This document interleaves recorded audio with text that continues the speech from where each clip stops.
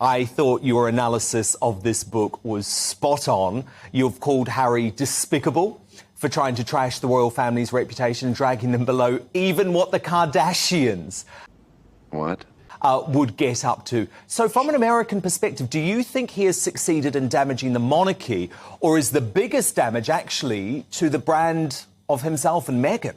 Good question. Without question, to himself and Meghan, I think that Americans were split 50-50 maybe a couple of months ago when it came to Harry and Meghan. But the problem is that they can't close their mouths and they just keep talking, and it seems more and more petty.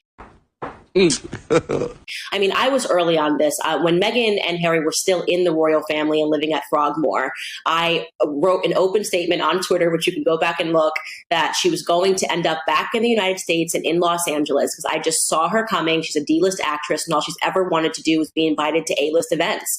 Are you sure about that? And she's been a social climber from the beginning. She married somebody the first time to socially climb.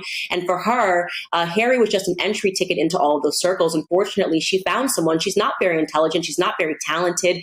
Nobody in America was watching Suits. She was an actress that was living in Canada. And fortunately for her, and credit to her, she found someone that is dumber than her. And that's the truth, is that Harry's just not a very smart person. I said, wait a minute. Wait a minute. Wait, first of all, you're not going to speed past that like you didn't just say what you just said.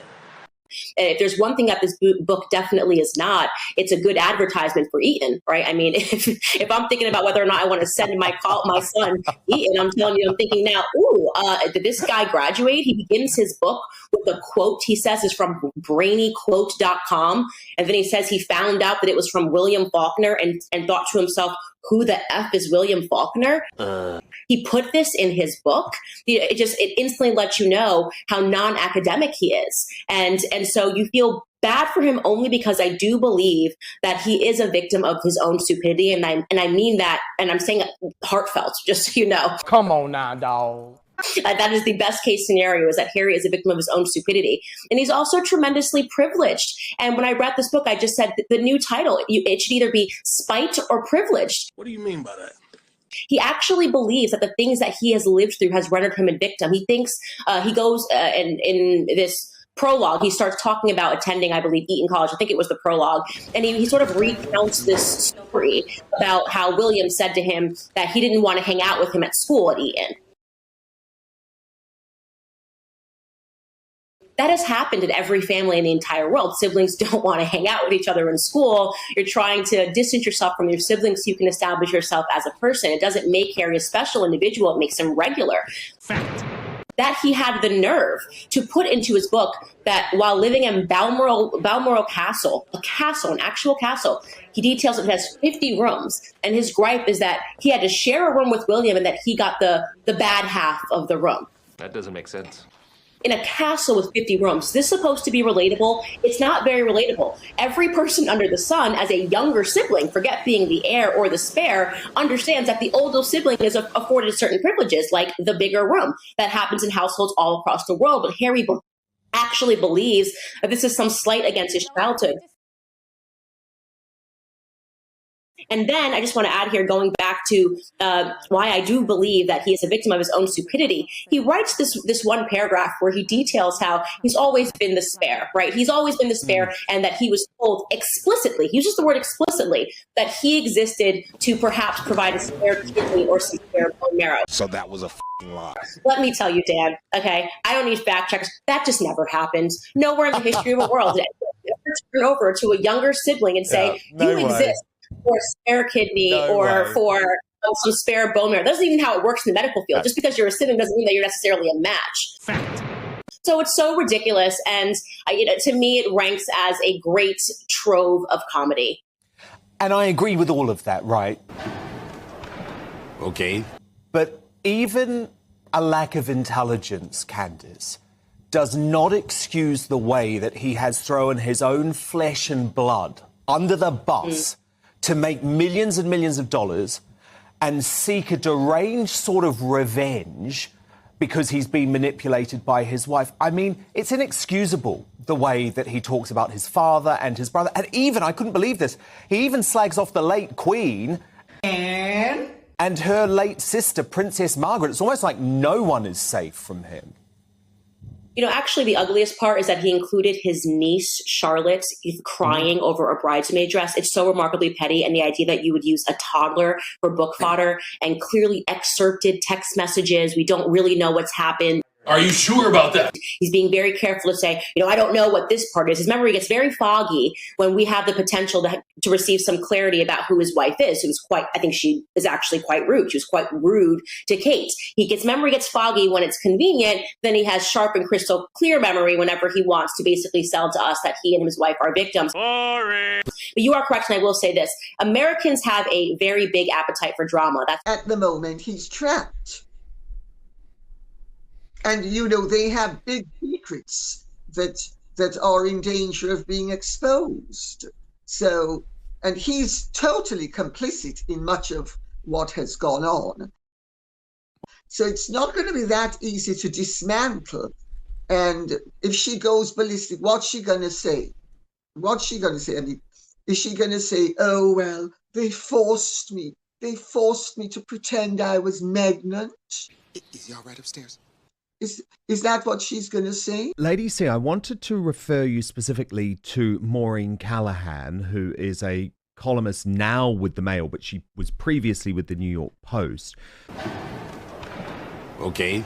And she is warning in a new column that she thinks Harry and Meghan are separating publicly, and she's warning that such humiliation may spur Meghan to go truly nuclear. What? So do you think their marriage is at a stage where it's that bad?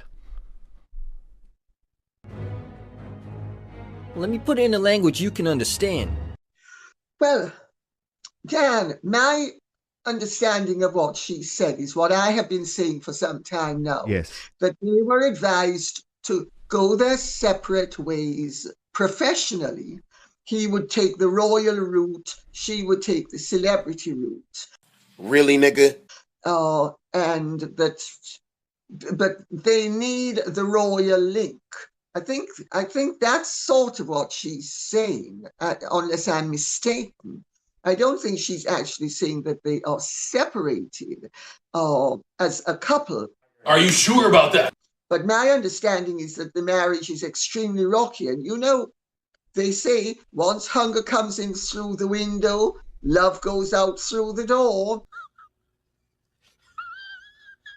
And okay, Harry's got himself another 7 or 8 million, which will last for a short while. But I mean, that's not real money, and that's not money the way they live. What do you mean by that?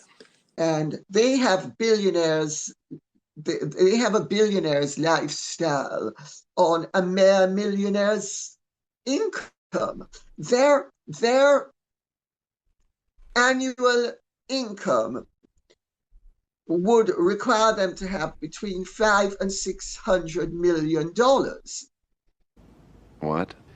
He's only worth about 40 million.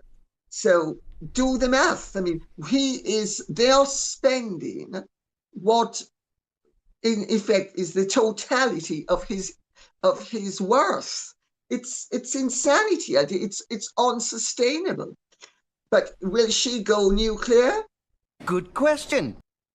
Let her try to, because nobody believes a word out of her mouth now. So even if she spoke the truth, which she wouldn't know the meaning of it, if the truth hit her on her face, she'd think it was a fly or maybe a crab.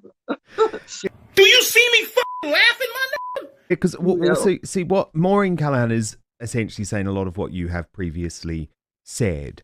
But she has said the time has come to gather, stand in our strength, find our voices, speak our truth, and brace for impact, because Meghan may be about to go nuclear. Now, she says it's because Harry isn't happy, and he's done the unthinkable this week, travelling to and participating in events surrounding the UN General Assembly, all without Meghan.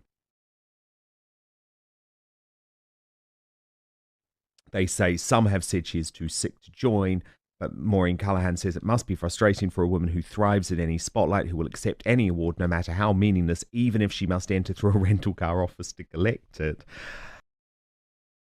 But it might also be true that Harry, famously called thick by his own mother, is finally catching on. And he doesn't look happy, Lady C, at the moment. And he hasn't for some time. Not happy. I'm here to tell you right now, we don't care. Let me tell you something. We don't care. I gather he's not happy, and he's not been happy for some time.